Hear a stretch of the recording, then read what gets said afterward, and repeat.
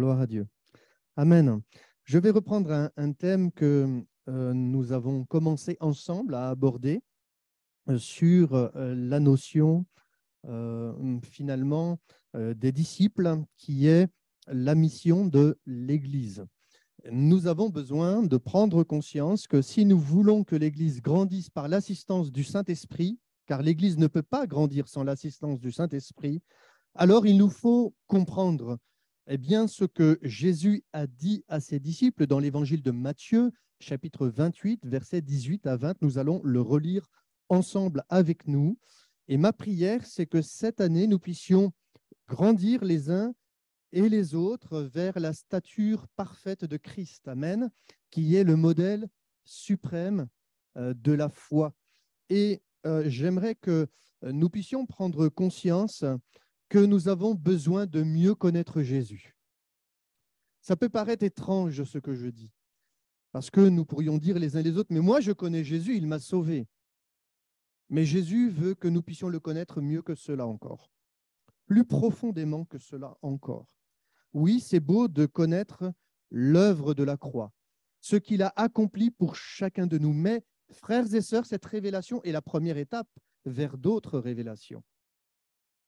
Dieu veut nous emmener encore plus profondément dans sa connaissance.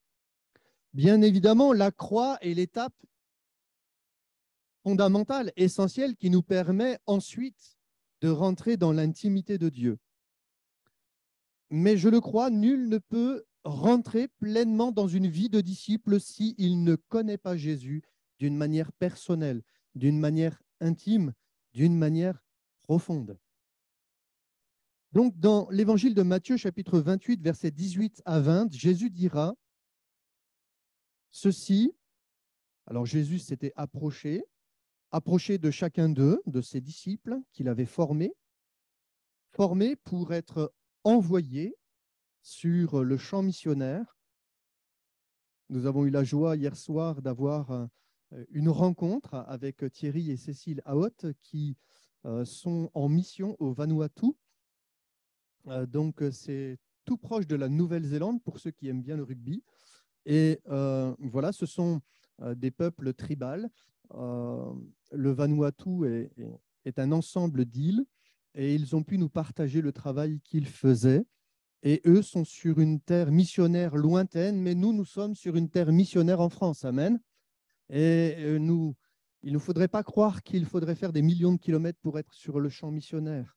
Mais là où Dieu nous a placés, dans notre foyer, dans notre travail, dans cet environnement, là où nous résidons, nous habitons, eh bien, Dieu désire que nous puissions briller de sa lumière. Amen. Et que des âmes soient sauvées. Et pour cela, Jésus nous appelle à venir à lui. Il s'approche de nous, il veut parler à notre cœur, il désire que nous puissions entrevoir cette mission avec confiance, non pas sur la base de nos capacités, mais sur la base de ce qu'il est. Et Jésus va leur dire au verset 18, donc Matthieu 28, verset 18, « Tout pouvoir m'a été donné dans le ciel et sur la terre. » Amen. Tout pouvoir. Cela signifie que Jésus est le Dieu tout-puissant. Amen. Il est capable d'agir infiniment au-delà de ce que nous pouvons imaginer, de ce que nous pouvons penser, demander à Dieu. Dieu est plus grand que tout. Il est plus grand que notre cœur. Ainsi, dans la mission dans laquelle il désire nous envoyer, nous pouvons lui faire totalement confiance parce que cela ne repose pas sur nous. Votre témoignage ne repose même pas sur vous, mais votre propre témoignage et votre propre expérience reposent même sur la puissance de Dieu. Amen. Parce que si cette puissance n'avait pas agi dans notre cœur, nous ne serions pas ce matin présents ici. Oui, tout pouvoir, Jésus dira, m'a été donné et lui a été donné du Père, dans le ciel et sur la terre. Et parce que tout pouvoir lui a été donné, alors il est possible d'être un témoin de Jésus efficace. Il est possible d'être un disciple. Car nul ne peut prétendre être un disciple sans comprendre qu'il est un témoin. Et Jésus va dire à ses disciples qu'il a formé, qu'il a établi, allez. Maintenant que vous avez été formés, et ces disciples n'ont pas été formés uniquement sur le plan de la capacité à faire des choses pour Dieu, mais la plus grande déformation, eh bien, c'est une formation intérieure. Il est question d'être des disciples et non pas de faire le disciple. D'être des disciples. Cela nous parle de ce que nous sommes. Et ce que nous sommes se définit à travers ce que nous pensons, à travers ce que nous apprécions,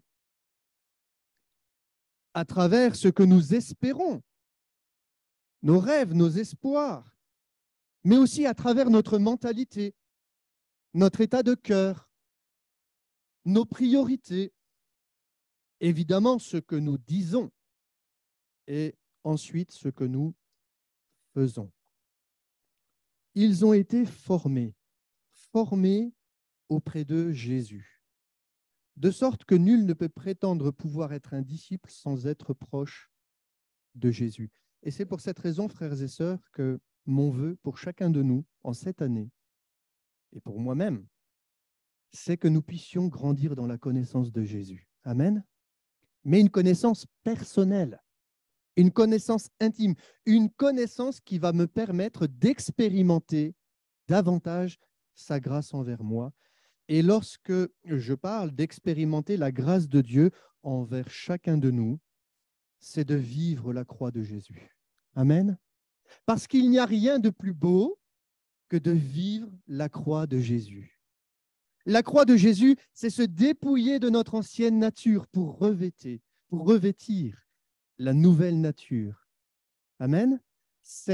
Devenir enfant de Dieu, c'est bien. C'est merveilleux. C'est par la foi. C'est lorsque nous donnons notre cœur à Jésus. Je dirais plus particulièrement, c'est lorsque nous acceptons de laisser Jésus régner en nous, finalement.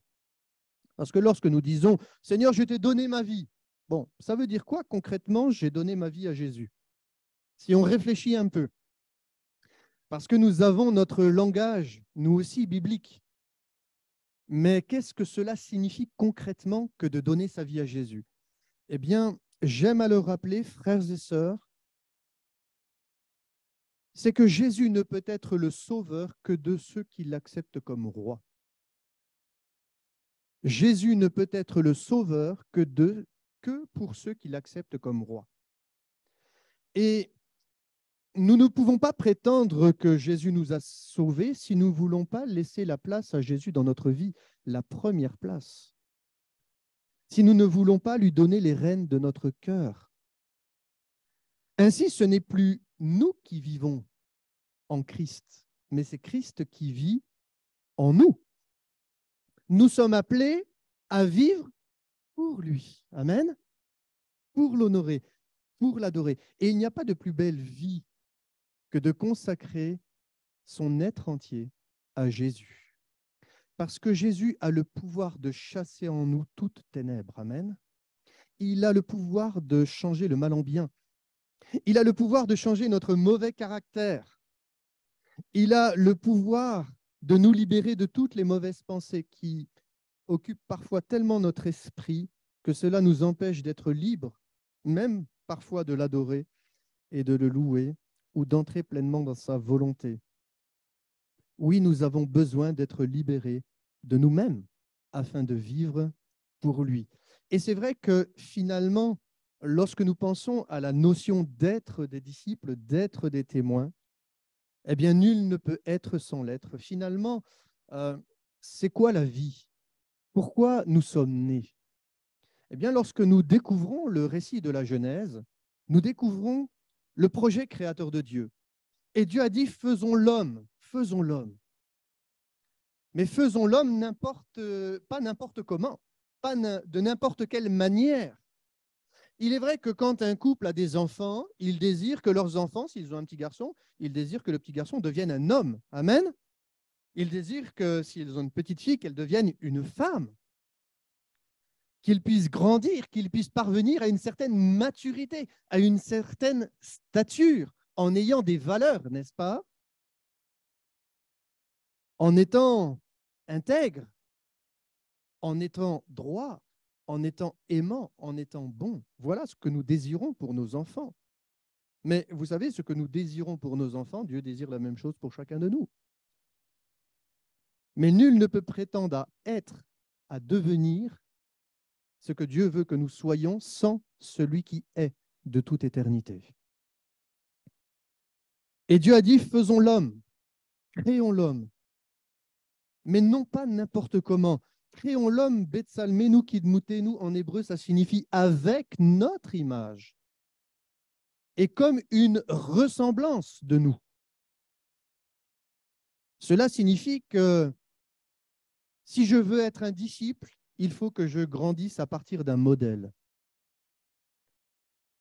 Et souvent, les pasteurs se posent la question, mais comment ça se fait que dans l'Église, on a parfois du mal à mesurer quantitativement le nombre de chrétiens qui sont engagés authentiquement dans une vie de disciple? Et beaucoup de pasteurs disent, mais moi j'aimerais que dans l'Église, il y ait plus de disciples.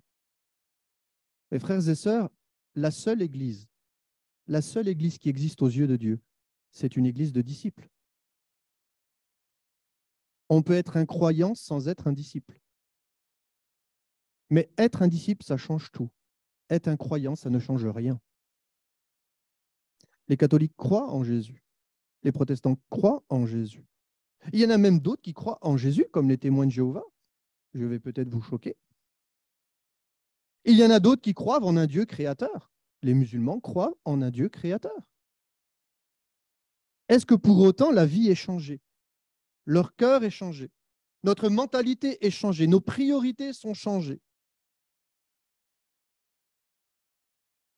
Ce qui change nos vies, la seule façon de changer de vie, c'est de devenir un disciple de Jésus. Et nous avons besoin de le comprendre. Mais pour être un disciple de Jésus, j'ai besoin de connaître Jésus. Un enfant va grandir par mimétisme. C'est-à-dire qu'il va voir en son père ou en sa mère un modèle à suivre. Et nous, frères et sœurs, dans la foi chrétienne, il en est de même.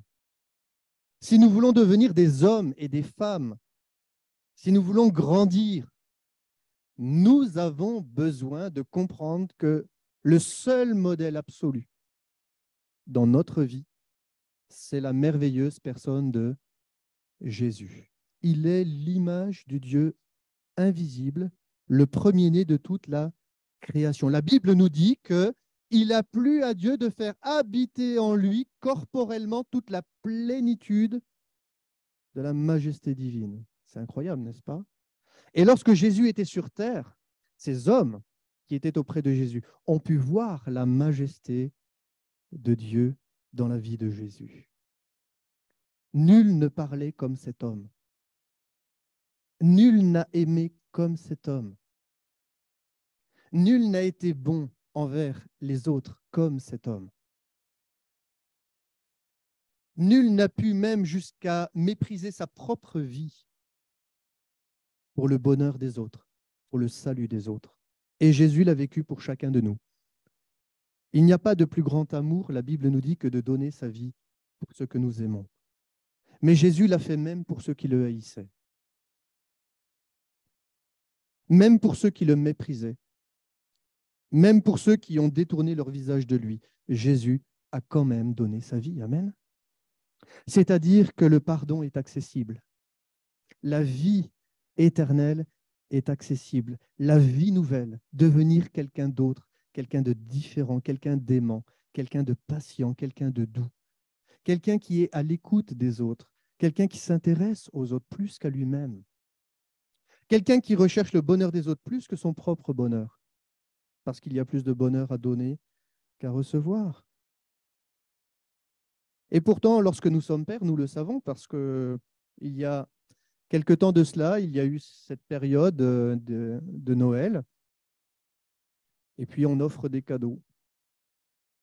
Il n'y a pas de plus de choses de plus heureuses dans la vie d'un père de voir la joie que son fils va avoir de découvrir un cadeau, n'est-ce pas? On voit leurs yeux qui pétillent, leur sourire, et on est heureux de les rendre heureux. Dieu est heureux de nous rendre heureux, frères et sœurs. Et nous pouvons bénir le Seigneur parce que oui, Jésus est le modèle parfait. Mais si Jésus est le modèle parfait, le modèle à suivre, ma prière et notre prière, c'est que nous puissions nous-mêmes devenir en Christ des modèles. Amen. Parce que nous ne sommes pas appelés à rester toute notre vie des enfants. Mais nous sommes appelés à devenir des adultes.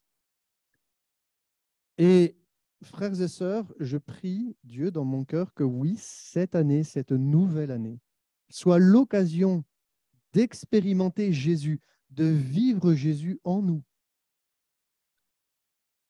afin que, grandissant à tout égard, dans tous les domaines, ceux qui nous entourent, les plus jeunes dans la foi, comme ceux qui ne connaissent pas l'Évangile, puissent voir en nous un modèle à suivre, en disant, moi j'aimerais bien être comme cet homme, j'aimerais bien être comme cette femme. Et pas simplement à travers ce qu'elle fait, mais surtout à travers ce qu'elle est, ce qu'il est. Amen. Qu'est-ce qu'un modèle? Lorsqu'on regarde étymologiquement le sens des mots, être un modèle, c'est comme la marque d'un choc ou un coup, une empreinte que l'on reçoit. C'est finalement la notion de l'image. Jésus est l'image de Dieu invisible. Il est l'empreinte de la majesté de Dieu. Dieu s'est révélé par Jésus dans ce monde afin de dévoiler son amour pour chacun de nous. Frères et sœurs, que nous puissions nous aussi être comme l'empreinte de l'amour de Dieu pour ceux qui nous entourent. Amen. Amen. Et aimer, c'est pas simplement un sentiment. Parce que vous savez, je l'ai déjà partagé, mais vous le savez mieux que moi-même, certainement, c'est que c'est bien de dire que nous aimons quelqu'un. Mais c'est encore plus beau lorsque cet amour, il est prouvé. Amen. Ah oui. C'est plus beau encore lorsque cet amour, il est démontré concrètement. Et comment Jésus a démontré son amour pour nous? Ben, la Bible est claire. Il a quitté son ciel de gloire. Est-ce que par amour, nous serions capables de quitter ce qui, dans notre vie, nous paraît le plus glorieux, le plus important, ce à quoi nous sommes le plus attachés? C'était ce que nous avons entendu dimanche dernier, la raison pour laquelle Dieu a mis Abraham à l'épreuve. Parce que ce qu'il y avait de plus glorieux, de plus important dans sa vie, c'était son fils, son unique, celui qui lui restait, celui qu'il aimait. Mais Dieu lui demande de le faire passer, lui, au-dessus de tout, au-dessus de toute chose. Sommes-nous prêts à sacrifier à Dieu ce qui nous semble le plus important dans notre vie? Peut-être nous avons des projets qui sont sur notre cœur. Mais on sait que si on s'engage dans ces projets, on va mettre un peu Dieu de côté quand même. Ou notre vie chrétienne, ou notre vie d'église. Parce que ce projet va nous demander tel investissement personnel. Aimer Dieu, c'est placer Dieu au-dessus de toute chose et d'une manière concrète. Et non pas de le mettre à la deuxième place ou à la troisième. Être un modèle, c'est une figure formée par le coup ou l'impression. Et je le crois, la Bible nous dit que Jésus est la parole de Dieu faite chair. Ça veut dire quoi que Jésus est notre modèle? Ça veut dire que pour être et pour devenir un modèle, cette parole de Dieu, elle doit prendre vie en moi. C'est-à-dire, je dois vivre selon sa parole, par sa parole, pour sa parole. Or, nul ne peut prétendre vivre par sa parole si, par exemple, il ne lit jamais la Bible. Et frères et sœurs, peut-être ce sera votre défi cette année. En disant, voilà, avant, c'est vrai, je lisais la Bible de temps à autre. Ou alors, quand je vais sur mon compte Facebook, alors comme je suis abonné à certains ministères, ces ministères, parfois, ils mettent des versets de la Bible, ils mettent une petite phrase d'encouragement. Alors, voilà, c'est ma manière de lire la Bible. Ah, alors, si c'est votre manière de lire la Bible, je pense que cette manière, elle n'est pas suffisante, pardonnez-moi. Parce que la Bible, c'est un livre, plus qu'un livre, que nous sommes appelés à méditer. Heureux qui médite la loi du Seigneur et qui jour et nuit, on le chante, la serre dans son cœur, car il est comme un arbre planté près des courants d'eau. Un arbre, ce n'est pas l'image d'un enfant. Si on voulait imager l'enfant, ce serait plutôt un arbrisseau, n'est-ce pas? L'homme serait un arbre, mais l'enfant serait comme un arbrisseau. Mais la Bible nous dit que celui qui médite la loi du Seigneur, il est comme un arbre. Et si nous voulons devenir un homme, une femme, avoir une stature, même dans l'Église, devenir un modèle, une colonne pour les plus jeunes dans la foi, eh bien, frères et sœurs, il faut que, évidemment, je puisse lire la Bible et la méditer régulièrement. La méditer, c'est-à-dire la faire repasser constamment sur son cœur. Ce n'est pas simplement lire un verset de temps en temps pour se rafraîchir la mémoire. Ah oui, Dieu a dit ça. Ah oui. Mais c'est plus que ah oui. Seigneur, je veux me conformer. Je veux que cette parole, elle imprime en moi une réalité. Je veux que la vérité devienne ma réalité. Parce que trop souvent, la vérité ne devient pas notre réalité. On lit la Bible, on dit ah ça c'est vrai. Mais dans mon expérience personnelle, concrètement, il y a un décalage entre la vérité que je lis et ce que je vis. D'où vient le décalage? Frères et sœurs, le décalage vient de la vie de l'esprit qui n'est pas suffisamment constante en moi. C'est-à-dire, méditer la parole de Dieu, ce n'est pas simplement lire, mais c'est la recevoir dans son cœur par le Saint-Esprit et donner l'occasion à travers une vie de prière, donner l'occasion à Dieu par le Saint-Esprit de faire germer cette parole en moi qui va provoquer un changement de mentalité, de comportement, qui va finalement provoquer le miracle de cette vie nouvelle. Parce que si ce miracle n'a pas lieu, on lira toujours la Bible comme une vérité, mais dans notre réalité, il y aura toujours ce décalage. Or, ma prière, en tout cas pour ma propre vie, et je l'espère aussi pour la vôtre, c'est que Jésus ne soit pas simplement un sauveur éloigné de moi, mais qu'il soit celui qui, chaque jour, me transforme, me libère, me fasse progresser. Parce qu'il est important que ceux qui sont autour de moi voient Jésus. Amen. Parce que sinon, comment je serai un témoin efficace?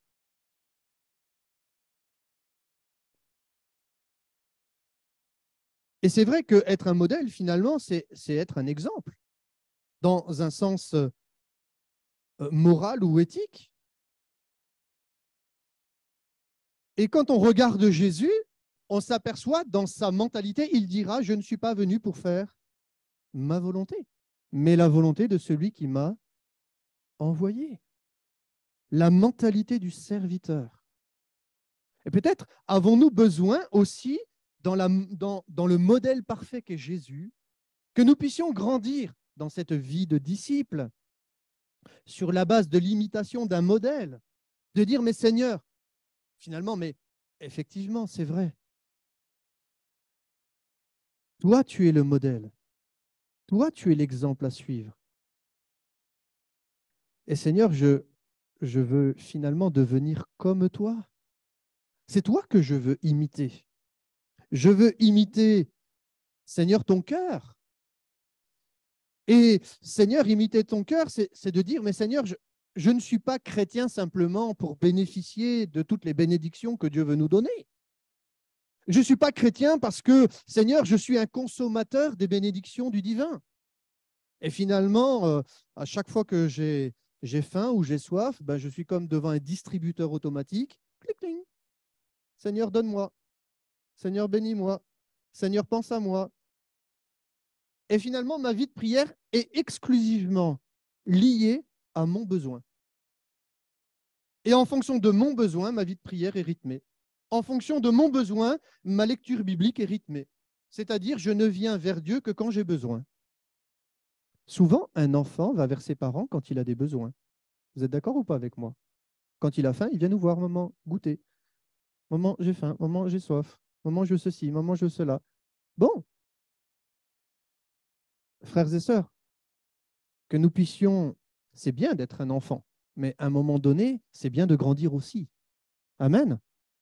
Parce que, bon, on est enfant de Dieu, on est dans un privilège, on est dans une maison, c'est la maison du Seigneur, on est dans l'Église. Dieu nous a sauvés, on est au bénéfice de sa grâce. Et Dieu ne se lasse pas de nous bénir, il nous bénira toujours. Mais à un moment donné, Jésus a été bénissant pour les autres. Et nous voulons être aussi bénissants pour les autres. Amen. Et pas uniquement être bénis de Dieu. Jésus a tout abandonné. Il a voulu faire la volonté de Dieu. Et je crois que nous avons besoin, à l'exemple de Jésus, de grandir et de dire, Seigneur, mais moi aussi, je voudrais faire ta volonté. Est-ce que nous connaissons la volonté de Dieu pour notre propre vie? Alors, il y a le service dans l'Église. Et c'est vrai que lorsque l'on parle de la volonté de Dieu et de servir Dieu, souvent on parle des réalités qui sont intramuros, c'est-à-dire qui sont liées aux besoins de l'Église. Et dans l'Église, il y a des besoins. Et merci Seigneur pour tous ceux qui servent Dieu dans l'Église. Mais vous voyez, frères et sœurs, servir Dieu ne se limite pas à l'Église. Quand Jésus a dit « Allez, faites de toutes les nations des disciples », quand il parle des nations, des goïms, il ne parle pas de l'Église. Il parle de ceux qui sont en dehors de l'Église, ceux qui sont étrangers à la foi. C'est-à-dire que nous sommes invités à remplir un service pour Dieu, non pas simplement dans l'Église, mais dans le monde. Ah bon? Mais bien sûr. Vous savez, Jésus, il n'est pas venu pour servir, nous dit la Bible, mais pour... Il n'est pas venu pour être servi, mais pour servir. Mais vous remarquez que dans son service, Jésus n'est pas allé vers les bien portants. Il n'est pas allé vers ceux qui se considéraient justes, mais il est allé vers les brebis perdues de la maison d'Israël. Il est allé vers ceux qui étaient malades. Il est allé vers les pécheurs, vers les gens de mauvaise vie. Bon, est-ce que nous sommes prêts à écouter ceux qui nous entourent, à aller vers ceux qui nous entourent? Je ne sais pas combien, j'espère qu'à l'occasion des fêtes de fin d'année, vous avez eu l'occasion de saluer vos voisins, de leur communiquer vos meilleurs voeux, mais parfois la vie nous presse, etc. Et on ne voit pas tout le monde. Moi, je n'ai pas eu l'occasion, par exemple, de rencontrer encore tous mes voisins. Mais frères et sœurs, est-ce que nous les connaissons, nos voisins? Est-ce que nous connaissons leur situation personnelle? Est-ce que nous nous sommes déjà intéressés à leur vie? Parce que vous avez remarqué qu'un jour, Dieu s'est quand même intéressé à nous et nous étions étrangers à la foi. Oui, c'est peut-être ces personnes qui sont autour de vous sont étrangers à la foi. mais n'auraient-elles pas besoin de Jésus? N'auraient-elles pas besoin de voir en vous ce modèle qui va créer en eux une aspiration, un désir, le désir d'être comme vous, le désir de vous connaître? Car pourquoi dans notre cœur il y a tellement ce désir dans la vie du chrétien de connaître Jésus? Parce que nous le mesurions ou pas à sa juste valeur, à sa juste réalité, vérité, c'est qu'il est le modèle suprême.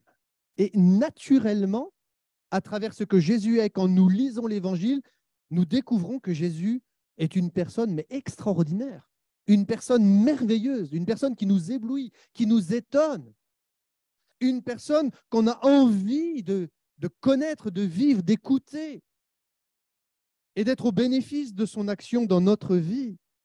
Et ce même désir qui est dans notre cœur de chrétien, frères et sœurs, devrait être dans le cœur de ceux qui nous entourent. Que voit-il en nous? Qu'entendent-ils de nous? Parce qu'il est vrai que dans la notion de devenir un modèle,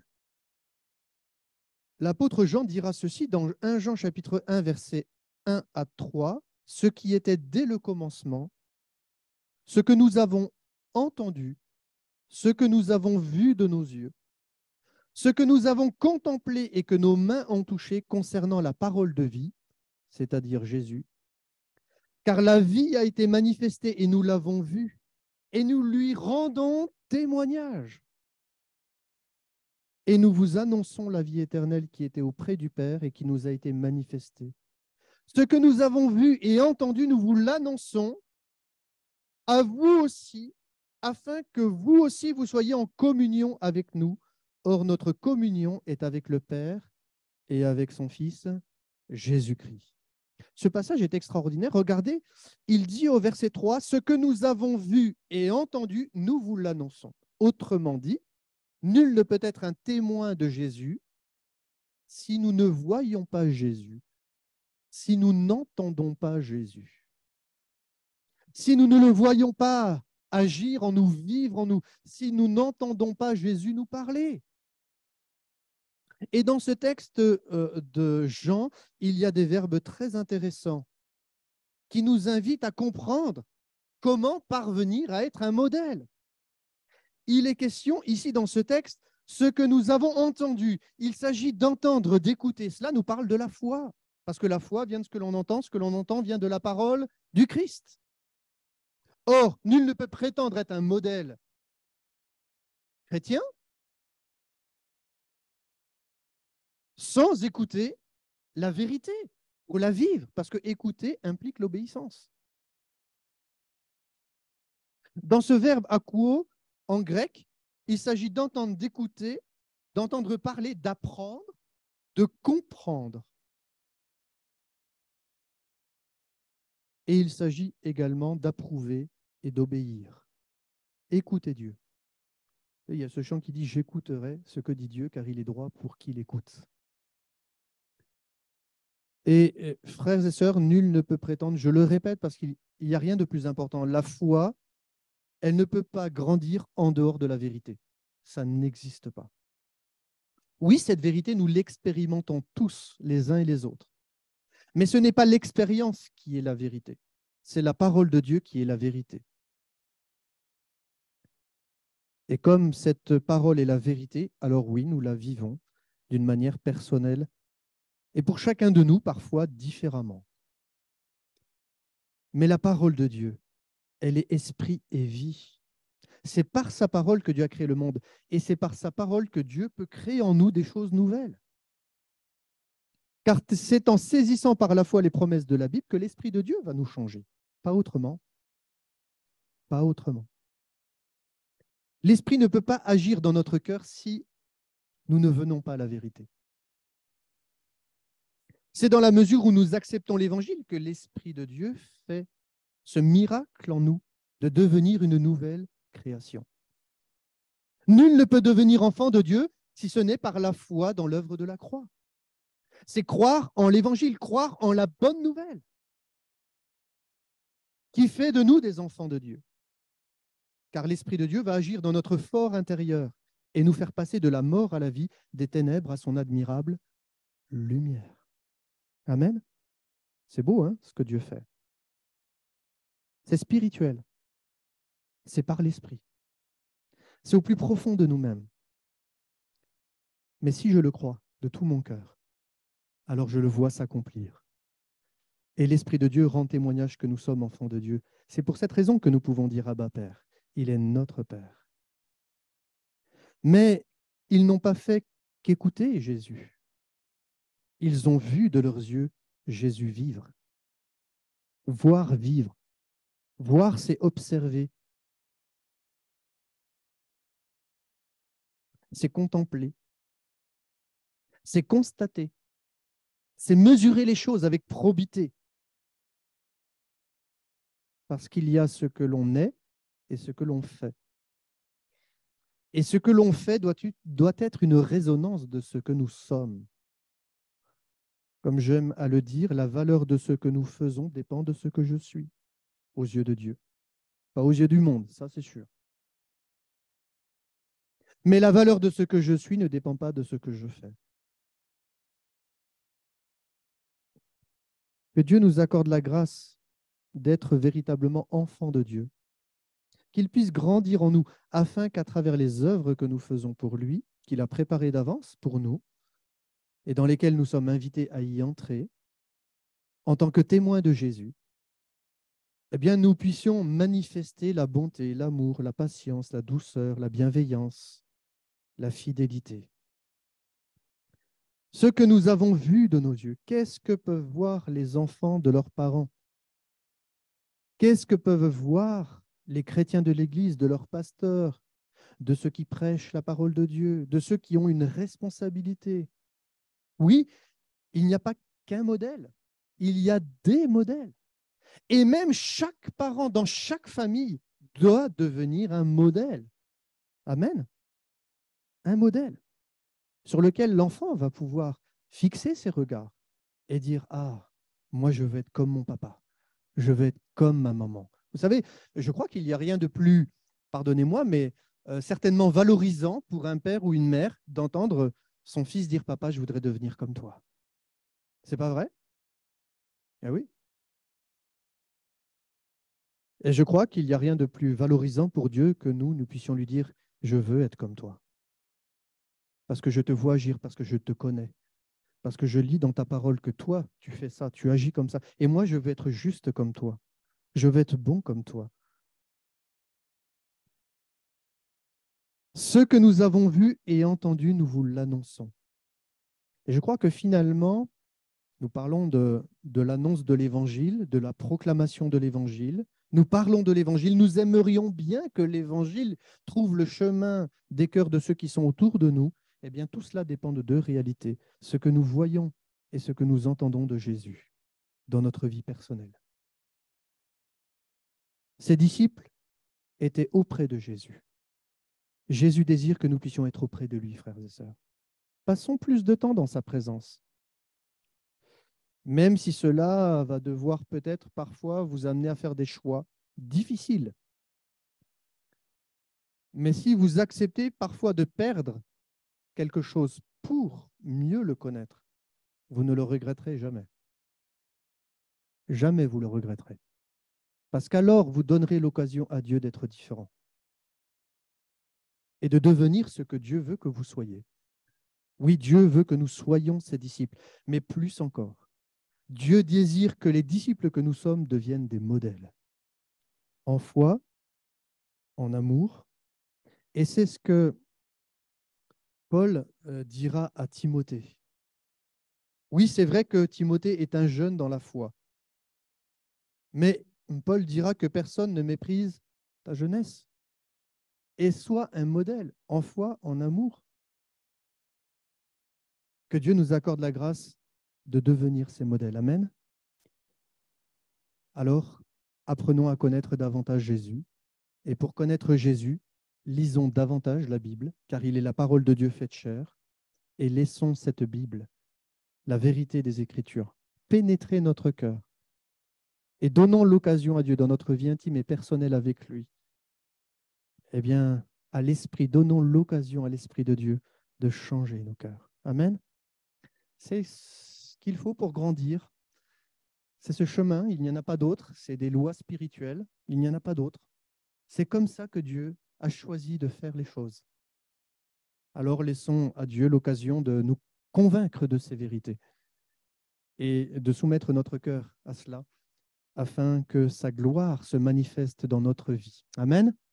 Car de la même façon que la gloire de Dieu s'est manifestée dans la vie de son Fils, je crois aussi que la gloire de Dieu peut se manifester dans notre vie. Amen. Lorsque, évidemment, tout lui appartient, que son nom soit béni. Seigneur, merci pour ta parole qui est la vérité. Merci, Seigneur, pour cette vie que tu veux pour chacun de nous. Avant, nous étions égoïstes, méchants, orgueilleux, vaniteux. Nous ne pensions qu'à nous-mêmes, qu'à notre bonheur personnel, à nous enrichir. Seigneur, à profiter de la vie, des plaisirs que le monde pouvait nous offrir. Mais aujourd'hui, Seigneur, nous avons compris qu'il y avait une vie différente, une vie qui vaut la peine d'être vécue. Parce que cette vie-là, Seigneur, elle nous conduit dans un chemin. Cette vie de consécration, cette vie de disciple, c'est le chemin de la vie éternelle. Seigneur, merci pour ton salut. Merci pour la voie à suivre. Merci pour le modèle parfait qui est Jésus et qui nous a sauvés et qui nous sauve encore aujourd'hui. Seigneur, que ta parole pénètre nos cœurs, que ton esprit ait la latitude d'intervenir en nous, de nous faire prendre conscience de ces choses, afin que cette année soit une année où nous puissions faire les uns et les autres une expérience nouvelle. Seigneur, fais-nous grandir par la foi. Fais-nous grandir par la vérité. Seigneur, tu sais les domaines dans lesquels nous avons besoin de grandir. Tu connais nos domaines d'instabilité, Seigneur, de fragilité, d'inconstance. Seigneur, tu nous connais mieux que nous-mêmes et nous voulons te prier afin que peut-être ce qui nous a fait souffrir jusqu'à aujourd'hui dans notre vie spirituelle puisse demain être une réalité qui soit derrière nous et non plus devant nous. Que nous puissions avoir du succès dans notre vie chrétienne, que nous puissions vivre des victoires. Seigneur, c'est ce que nous voulons pour cette nouvelle année. Seigneur, rentrez pleinement dans tout ce que tu as accompli à la croix pour chacun de nous. Seigneur, notre vie est devant toi, elle est pour toi, elle est pour ta gloire, et nous te remercions pour ta patience à notre égard. Pardonne-nous toutes les fois où nous t'avons résisté, pardonne-nous toutes les fois où nous avons préféré prendre un autre chemin. Seigneur, il n'y a qu'un chemin, il est en toi, et c'est ce chemin que nous voulons vivre. Que ton nom soit glorifié pour la merveilleuse personne de Jésus. Père, amen. Amen. Amen.